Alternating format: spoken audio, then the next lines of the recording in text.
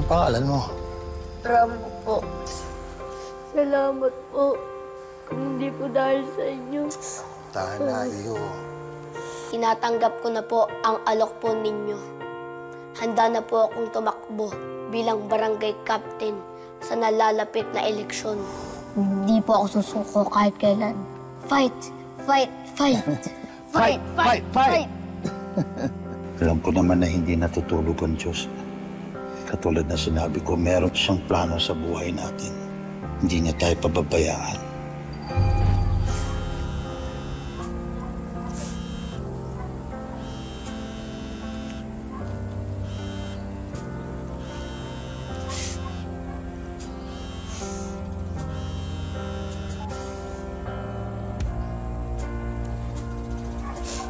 Hello, boy.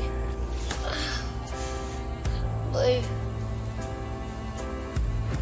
Nukot talaga sa kasama niya. Aling Wada na yan, tsaka si Oliver. Bakit hindi mo sila ireklamo? Ipabarangay mo kaya? Huwag na, boy. Baka tama lang na hindi na ako umuwi doon. Kay Lasal ngayon. Sa tingin mo ba si Sir Eduardo talaga yung nagpalaya sa'yo? Posible naman yun, boy.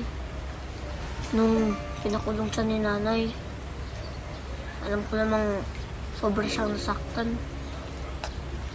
Paano ka na niyan, boy? Saan ka titira? Tsaka hindi ka pa naman tinatanggap ni Tita Juday dun sa bahay niyo. Maghahanap na nga ako ng mauupahan.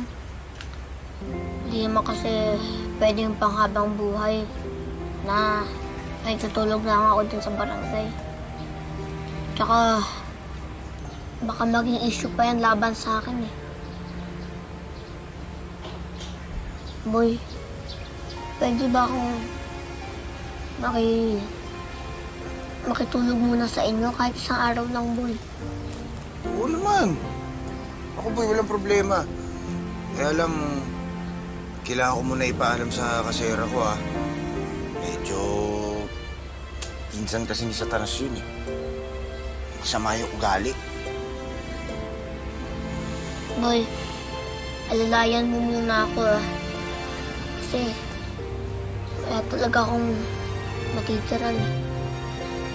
Ban na ako kay nanay. Ban pa ako sa mayor.